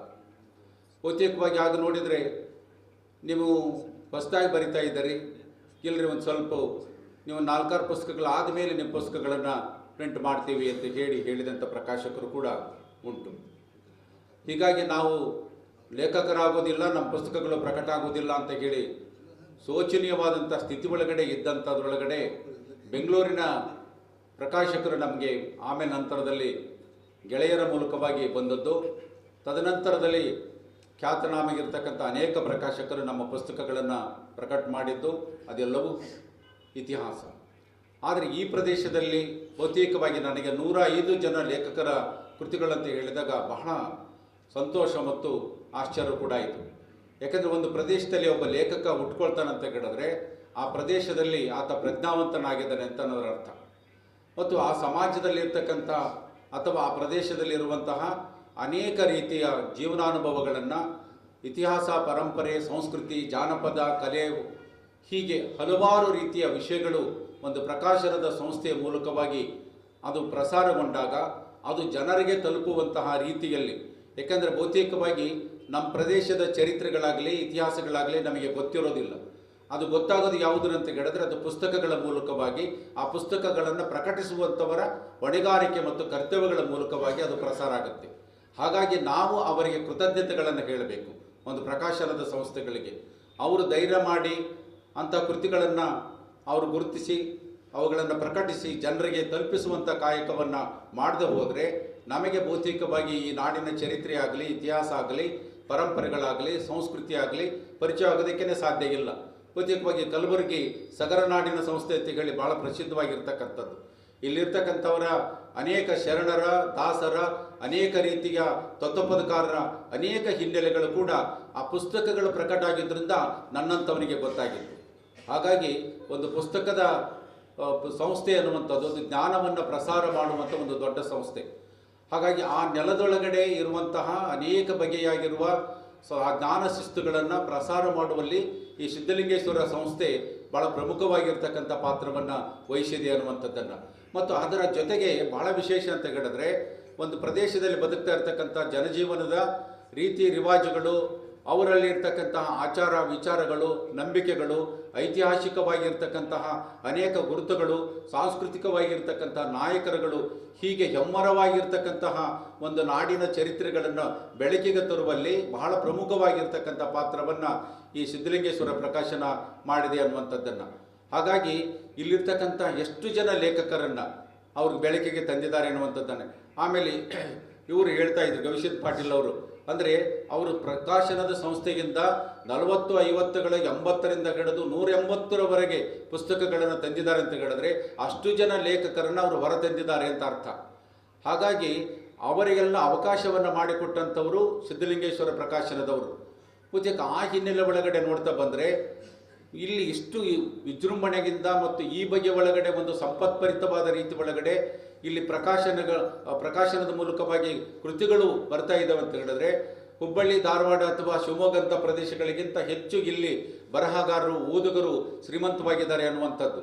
ಯಾಕೆ ಮಾತು ಹೇಳ್ತಾ ಇದ್ದೇನೆ ಅಂತ ಹೇಳಿದ್ರೆ, ಬಹುತೇಕ ನಾ ಮೊನ್ನೆ 4 ದಿವಸದ ಹಿಂದೆ ಧಾರವಾಡದ ಒಂದು ಪುಸ್ತಕದ ಬಿಡುಗಡೆಗೆ ಹೋದಾಗ ಅಲ್ಲಿ 50 ಜನಕ್ಕಿಂತ ಹೆಚ್ಚಿರಲಿಲ್ಲ. ಬಹುತೇಕವಾಗಿ ಯಾರು ಪುಸ್ತಕವನ್ನು ಪ್ರಿಂಟ್ ಹಾಕ್ಸಿದ್ದಾನೋ ಅಥವಾ ಬರೆದಿದ್ದಾನೋ ಆತನ ಕುಟುಂಬರು, ಸದಸ್ಯರು ಅಥವಾ ಗೆಳೆಯರು ಬಿಟ್ಟರೆ ಇನ್ಯಾರೂ ಬರೋದಿನೇ ಇಲ್ಲ. ಆದರೆ ಕಲಬುರಗಿ ಒಳಗಡೆ ಈ ಹಾಲು ತುಂಬುವಷ್ಟರ ಮಟ್ಟಿಗೆ ಜನಗಳು ಬಂದು ಸೇರಿಕೊಂಡಿದ್ದಾರಲ್ಲ, ನಿಜವಾಗಲೂ ಕೂಡ ನಿಮಗೆ ನಾನು ಅಭಿನಂದನೆಗಳನ್ನು ಹೇಳ್ತೇನೆ. ಒಳಗಡೆ ಅವರವರ ವೈಯಕ್ತಿಕವಾಗಿರುವ ಕೆಲಸ ಕಾರ್ಯಗಳಲ್ಲಿ ಮುಳುಗಿ ಹೋಗಿರುವಂಥ ಈ ಸಂದರ್ಭದೊಳಗಡೆ ಪುಸ್ತಕ ಬಿಡುಗಡೆ ಅಂತ ಹೇಳಿದರೆ ಅಯ್ಯೋ ನೋಡಿಲ್ಲ ಅಂತ ಬಿಡು, ಆಮೇಲೆ ಬೇಕಾದ್ರೆ ಅವರೇ ಕಾಂಪ್ಲಿಮೆಂಟ್ರಿ ಕಾಪಿ ತಂದು ಕೊಡ್ತಾರಲ್ಲ ಅವಾಗ ಬೇಕಾದ್ರೆ ನೋಡಿದ್ರಾಯ್ತು ಅಂತ ಹೇಳಿ ಈ ರೀತಿಯ ಒಂದು ಮನಸ್ಥಿತಿಯನ್ನು ತಾಳುವಂಥವರೇ ಇರುವಂಥದ್ದು. ಆದರೆ ಇವತ್ತು ನಿಮಗೆ ಬೆಂಗಳೂರು ಅಥವಾ ಧಾರವಾಡಂಥ ಪ್ರದೇಶಗಳಲ್ಲಿ ಪುಸ್ತಕ ಬಿಡುಗಡೆ ಮಾಡ್ಬೇಕಂತ ಹೇಳಿದ್ರೆ ಬಹಳ ದೊಡ್ಡ ಸಮಸ್ಯೆ ಏನಂತ ಹೇಳಿದರೆ ಆಡಿಯನ್ಸು ಯಾರು ಬರ್ತಾರೆ ಅಂತ ಹೇಳಿ. ಅದಕ್ಕೆ ಬಹುತೇಕ ನಾನು ಬಂದಾಗ ನೋಡಿದೆ. ಯಾಕಂದ್ರೆ ನೀವು ಬೆಂಗಳೂರು ಅಂತ ಈ ಪ್ರದೇಶದೊಳಗಡೆ ಹೋಗಿ ನೋಡಿ, ಫಸ್ಟ್ಗೆ ಅವರಿಗೆಲ್ಲ ಟಿಫಿನ್ ಕೊಡಬೇಕು, ಚಹಾ ಕೊಡಬೇಕು, ಆಮೇಲೆ ಕರೆದು ಕುಂದಿರಿಸ್ಬೇಕು, ಅಂತಹ ಸ್ಥಿತಿ ಇರ್ತಕ್ಕಂಥದ್ದು. ಆದರೆ ಇಲ್ಲಿ ಒಂದು ಪ್ರಕಾಶನ ಸಂಸ್ಥೆಯವರು ಈ ಪುಸ್ತಕಗಳನ್ನು ಪ್ರಕಟ ಮಾಡ್ತಾರೆ ಅಂತ ಹೇಳಿದ್ರೆ ಇಷ್ಟೊಂದು ಜನ ಸೇರಿರ್ತಕ್ಕಂಥದ್ದು ನಿಜವಾಗಲೂ ಕೂಡ ಬಹಳ ಸಂತೋಷದ ಸಂಗತಿ ಅನ್ನುವಂಥದ್ದು. ಇನ್ನು ಪ್ರಕಾಶನದ ಸಂಸ್ಥೆಯ ಇವತ್ತಿನ ದುಸ್ಥಿತಿಗಳ ಬಗ್ಗೆ ಹೇಳೋದಾದರೆ, ನನ್ನ 3-4 ನನ್ನ ಪುಸ್ತಕಗಳನ್ನು ಪ್ರಕಟ ಮಾಡುವಂಥ ಸಂಸ್ಥೆಯವರು ಹೇಳ್ತಾರೆ, CVJ ಆಗಿರ್ಬೋದು, ಅನ್ನಪೂರ್ಣ ಆಗಿರ್ಬೋದು, ಅಂಕಿತದವರು, ಅವರೆಲ್ಲ ಹೇಳೋದಂದರೆ ನಾವೆಲ್ಲ ಮುಚ್ಕೊಂಡು ಇನ್ನೇನು ಹೋಗಬೇಕು, ಗಂಟು ಮುಟ್ಟೆ ಕಟ್ಕೊಂಡು ಇನ್ನೇನು ಪರಿಸ್ಥಿತಿ ಇಲ್ಲ ಅಂತ ಹೇಳಿ ಶಿವರಾಜ್ ಪಾಟೀಲ್ ಸರ್ ಹೇಳಿದರು. ಅವರು ಬಹುತೇಕವಾಗಿ ಭಾಳ ಕಟುವಾದ ವಾಸ್ತವದ ಮಾತುಗಳನ್ನು ಹೇಳಿದರು. ಯಾಕೆ ಅಂತ ಹೇಳಿದ್ರೆ ಇವತ್ತು ಪುಸ್ತಕಗಳನ್ನು ನಿಂತ್ಕೊಳ್ತು ಅಂತ ಹೇಳಿದ್ರೆ ಜ್ಞಾನದ ಪ್ರಸಾರಗಳು ಬಂದಾಯಿತು ಬಾಗಿಲು ಹಾಕ್ಕೊಂಡು ಅಂತ ಅದರ ಅರ್ಥ. ಯಾಕಂತ ಹೇಳಿದ್ರೆ ಇವತ್ತು ಹೊಸ ಹೊಸ ರೀತಿಯ ಆಲೋಚನೆ ವಿಸ್ತಾರಗಳು ಇವತ್ತು ಬೆಳಕಾಗಬೇಕಾಗಿರ್ತಕ್ಕಂಥದ್ದು, ಜನರಿಗೆ ತಲುಪಬೇಕಾಗಿರ್ತಕ್ಕಂಥದ್ದು. ಆದರೆ ಇವತ್ತು ಯಾಕೆ ಈ ಸ್ಥಿತಿ ಬಂದಿದೆಯೋ ನನಗೆ ಗೊತ್ತಿಲ್ಲ. ಇವತ್ತು ಯಾವ ಸರ್ಕಾರಗಳು ಅದಕ್ಕೆ ಹೊಣೆ ಹೌದೋ ಅಲ್ವೋ ನನಗಂತೂ ಗೊತ್ತಿಲ್ಲ. ಆದರೆ ಬಹುತೇಕವಾಗಿ ಇವತ್ತು ಲೇಖಕರು ಮತ್ತು ಪ್ರಕಾಶಕರು ಇವತ್ತು ಬಾಯಿ ಮುಚ್ಚಿಕೊಂಡು ಕೂತ್ಕೊಳ್ಳುವಂಥ ಪರಿಸ್ಥಿತಿಯನ್ನು ಬಂದಿರೋದಂತೂ ನಿಜವಾಗಲು. ಯಾಕಂದರೆ ಪ್ರತಿಯೊಬ್ಬರು ಒಂದೊಂದು ಸಬೂಬುಗಳನ್ನು ಹೇಳ್ತಾ ಇದ್ದಾರೆ, ಕಾರಣಗಳು ಯಾವುದೂ ಕೂಡ ಗೊತ್ತಾಗ್ತಾ ಇಲ್ಲ. ಅಂದರೆ ಇಲ್ಲಿ ಯಾಕೆ ಹೀಗಾಗ್ತಾ ಇದೆ ಅಂತ ಹೇಳಿ ಅಂತಂದರೆ ಬಹುತೇಕ ಅಲ್ಲಿರ್ತಕ್ಕಂತಹ ನಿರ್ದೇಶಕರುಗಳು ಕಾರಣನೋ, ಮಂತ್ರಿಗಳು ಕಾರಣನೋ, ಅಥವಾ ಅಲ್ಲಿರ್ತಕ್ಕಂಥ ಸೆಕ್ರೆಟರಿಗಳ ಕಾರಣನೋ ವಿಚಿತ್ರವಾದ ರೀತಿ ಒಳಗಡೆ ನಡೀತಾ ಇದೆ. ಹಾಗಾಗಿ ಬಹುತೇಕ ನಾನು 4-6 ವರ್ಷಗಳಿಂದ ಆ ವಿಷಯಗಳನ್ನು ಕೇಳ್ತಾನೇ ಇದ್ದೇನೆ. ಬಹುತೇಕವಾಗಿ ಇಂಥ ಸ್ಥಿತಿ ಬಹುತೇಕವಾಗಿ ಯಾವ ಸಂದರ್ಭದಲ್ಲೂ ಬಂದಿರಲಿಕ್ಕಿಲ್ಲ. ಹಾಗಾಗಿ ಸರ್ಕಾರ ಈಗಲಾದರೂ ಕೂಡ ಎಚ್ಚೆತ್ತುಕೊಳ್ಬೇಕು. ಯಾಕಂದರೆ ಈ ಮೂಲಕವಾಗಿ ಪುಸ್ತಕಗಳು ಕೊಳ್ಳುವುದರ ಮೂಲಕವಾಗಿ, ಗ್ರಂಥಾಲಯಗಳಿಗೆ ಹೋಗೋದ್ರ ಮೂಲಕವಾಗಿ ಜನರಿಗೆ ಹೊಸ ರೀತಿಯ ಪ್ರಜ್ಞೆಯನ್ನು, ಆಲೋಚನೆಗಳನ್ನು ಹಚ್ಚುವಲ್ಲಿ ಅದು ಹೆಚ್ಚು ಒಂದು ಅವಕಾಶವನ್ನು ಮಾಡಿಕೊಡುತ್ತೆ ಅನ್ನುವಂಥದ್ದು. ಇಲ್ಲದೆ ಹೋದರೆ ಒಂದು ರೀತಿ ಒಳಗಡೆ ಇವತ್ತು ನಾವು ನೋಡ್ತಾ ಇದ್ದೀವಿ, ಮೊಬೈಲ್ಗಳ ದಾಸರಾಗಿ ಇವತ್ತು ಜನಗಳು ವ್ಯಸನಿಗಳಾಗ್ತಾ ಇರ್ತಕ್ಕಂಥದ್ದನ್ನು. ನಾನು ಬಸ್ಸಲ್ಲಿ ಒಂದು ಸಾರಿ ಪ್ರಯಾಣ ಮಾಡ್ತಾ ಇದ್ದೆ ನಾನು. ಆಗ ಒಬ್ಬರು ಅವ್ರ ಪುಸ್ತಕದ ಪಾಕೆಟ್ ಒಳಗಡೆ ಯಾವುದೋ ಒಂದು ಭಾಗವತದ ಇವುಗಳನ್ನು ಇಟ್ಕೊಂಡು ಓದ್ತಾ ಇದ್ರು. ನಾನು ಪಕ್ಕದಲ್ಲಿ ಗಮನಿಸಿದೆ. ನಾನು ಬೆಂಗಳೂರಿಂದ ಪ್ರಯಾಣ ಮಾಡ್ತಾ ಇದ್ದ ಸಂದರ್ಭದೊಳಗಡೆ ಏನು ಓದ್ತಾ ಇದ್ದೀರಲ್ಲ ನೀವು, ಈಗಲೂ ಪುಸ್ತಕ ಓದ್ತಾ ಇದ್ದೀರಿ, ಸಂತೋಷ ಅಂತ ಹೇಳಿದೆ. ಇಲ್ಲರಿ ಇದು ನನ್ನ ಸ್ವಭಾವ, ಆದರೆ ಇದು ಹಳೆ ಆವೃತ್ತಿ ಐತ್ರಿ, ಹೊಸ ಆವೃತ್ತಿ ಇನ್ನೂ ಬಂದಿಲ್ಲ ಅಂತ ಹೇಳಿ ಅಂತಂದು. ಅಂದರೆ ಜನರಲ್ಲಿ ಓದುವಂತಹ ಅಭಿರುಚಿ, ಆಸಕ್ತಿಗಳು ಇದ್ದೇ ಇದ್ದಾವೆ. ಆದರೆ ನಾವು ಬೇರೆ ಯಾವ್ಯಾವುದೋ ಕಾರಣಗಳನ್ನು ಹುಡುಕಿ ಇವತ್ತು ಅದನ್ನು ನಾವು ಇವತ್ತು ನೋಡ್ತಾ ಇದ್ದೀವಿ. ಈ ಗ್ರಂಥ, ಈ ಲೈಬ್ರರಿ, ಆ ಲೈಬ್ರರಿ ಅಂತ ಹೇಳಿ ಇವತ್ತು ಟೆಕ್ನಾಲಜಿಗಳನ್ನು ಬಳಸ್ಕೊಂಡಿರ್ತಕ್ಕಂಥದ್ದನ್ನು. ಆದರೆ ನಾನೊಬ್ಬ ಕುಲಪತಿಯಾಗಿ ಹೇಳ್ತಾ ಇದ್ದೇನೆ, ಒಂದು ಪುಸ್ತಕ ನನಗೆ ಒಂದು ಗ್ರಂಥಸ್ಥ ರೂಪದೊಳಗಡೆ ಕೊಡುವಷ್ಟು ಆನಂದ ಮತ್ತು ಸಂತೋಷವನ್ನು ನಿಮಗೆ ಮೊಬೈಲ್ ಅಥವಾ ನೀವು ಯಾವುದೇ ಇನ್ಸ್ಟಾಗ್ರಾಮು ಅಥವಾ ವಾಟ್ಸಪ್ಗಳ ಮೂಲಕವಾಗಿ ಕೊಡುವಂಥದ್ದು ಖಂಡಿತವಾಗಲೂ ಆ ಸಂತೋಷ ಕೊಡಲಿಕ್ಕೆ ಸಾಧ್ಯನೇ ಇಲ್ಲ. ಯಾಕಂತ ಹೇಳಿದರೆ ಇವತ್ತು ನಮಗೆ ಒಂದು ಗ್ರಂಥಸ್ಥ ರೂಪದೊಳಗಡೆ ಬಂದಂಥ ಆ ಪುಸ್ತಕ ಎಷ್ಟು ಒಂದು ಆಪ್ತವಾದಂಥ ಗೆಳೆಯನ ಹಾಗೆ ನಮಗೆ ವರ್ತಿಸುತ್ತೆ. ನಾನು ಅನೇಕ ಬಾರಿ ವಿದ್ಯಾರ್ಥಿ ದಶೆಯಿಂದಲೂ ಕೂಡ ಸ್ವಭಾವವನ್ನು ಬೆಳೆಸ್ಕೊಂಡಿರ್ತಕ್ಕಂಥದ್ದು. ಎಲ್ಲೇ ಹೋದರೂ ಕೂಡ ಒಂದು ಪುಸ್ತಕವನ್ನು ಕೈಯಲ್ಲಿ ಹಿಡ್ಕೊಂಡು ಹೋಗುವಂಥದ್ದು. ಬಸ್ ಸ್ಟ್ಯಾಂಡ್ನಲ್ಲಿ ಹೋಗಿ ಬಸ್ ತಡ ಆಗಿದ್ದರೂ ಕೂಡ 10 ನಿಮಿಷ ಅಥವಾ ಅರ್ಧ ಗಂಟೆ ಟೈಮ್ ಸಿಕ್ಕರೆ 4 ಪೇಜ್ ಓದ್ಬೋದಲ್ಲ ಅನ್ನುವಂಥದ್ದು, ಅಥವಾ ಯಾವುದಾದ್ರೂ ಒಂದು ಕಥೆಯನ್ನು ಓದಿ ಮುಗಿಸ್ಬೋದಲ್ಲ ಅಷ್ಟು ಅವಧಿ ಒಳಗಡೆ ಅನ್ನುವಂಥದ್ದು. ಇಂಥ ಒಂದು ಪುಸ್ತಕ ಸಂಸ್ಕೃತಿ ಇರ್ತಕ್ಕಂಥ ಈ ಪ್ರದೇಶದೊಳಗಡೆ ನಿಜವಾಗಲೂ ಕೂಡ ಸಿದ್ಧಲಿಂಗೇಶ್ವರ ಪ್ರಕಾಶನದವರು ಮಾಡ್ತಿರ್ತಕ್ಕಂಥ ಉಪಕಾರ ಅವ್ರದ್ದು ಅತ್ಯಂತ ಸ್ಮರಣೀಯವಾಗಿರ್ತಕ್ಕಂಥ ಕಾಯಕವಾಗಿರ್ತಕ್ಕಂಥದ್ದು. ಬಹುಶಃ ಈ ಹಿನ್ನೆಲೆ ಒಳಗಡೆ ಇವತ್ತು ಪುಸ್ತಕಗಳನ್ನು ಕೊಂಡು ಓದುವಂಥ ಒಂದು ಹವ್ಯಾಸವನ್ನು ಬೆಳೆಸ್ಕೋಬೇಕಾಗಿರ್ತಕ್ಕಂಥದ್ದು. ಮತ್ತು ನಾನು ಇನ್ನೊಂದು ಕಿವಿ ಮಾತನ್ನು ಹೇಳ್ತಾ ಇದ್ದೇನೆ, ನಾವು ಹಣವನ್ನು ಇಟ್ಟರೆ ಅದು ಉಳಿಯುತ್ತಲ್ಲೋ ಗೊತ್ತಿಲ್ಲ, ಆದರೆ ತಲೆಮಾರಿನಿಂದ ತಲೆಮಾರುಗಳಿಗೆ ನಾವು ಸಂಗ್ರಹಿಸಿರ್ತಕ್ಕಂತಹ ಕೃತಿಗಳು ಹೋದರೆ ನಮ್ಮ ಮುಂದಿನ ಮಕ್ಕಳಿಗೆ ಮೊಮ್ಮಕ್ಕಳಿಗೆ ಅದೊಂದು ಜ್ಞಾನದ ಪ್ರಸಾರವಾಗಿ ಅದು ತಲೆಮಾರಿನಿಂದ ತಲೆಮಾರಿಗೆ ಹೋಗಬಲ್ಲದು ಅನ್ನುವಂತಹ ಒಂದು ಆಶಾವಾದವನ್ನು ಇಟ್ಕೊಂಡು, ಏಕೆಂದರೆ ಸಿದ್ಧಲಿಂಗೇಶ್ವರ ಈ ಪ್ರಕಾಶನದವರು ಮಾಡ್ತಾ ಇರ್ತಕ್ಕಂಥ ಕಾಯಕಕ್ಕೆ ನಾನು ಮತ್ತೊಮ್ಮೆ ಅಭಿನಂದನೆಗಳನ್ನು ಹೇಳ್ತಾ ನನ್ನ ಮಾತುಗಳಿಗೆ ವಿರಾಮ ನೀಡ್ತಾ ಇದ್ದೀನಿ. ನಮಸ್ಕಾರ.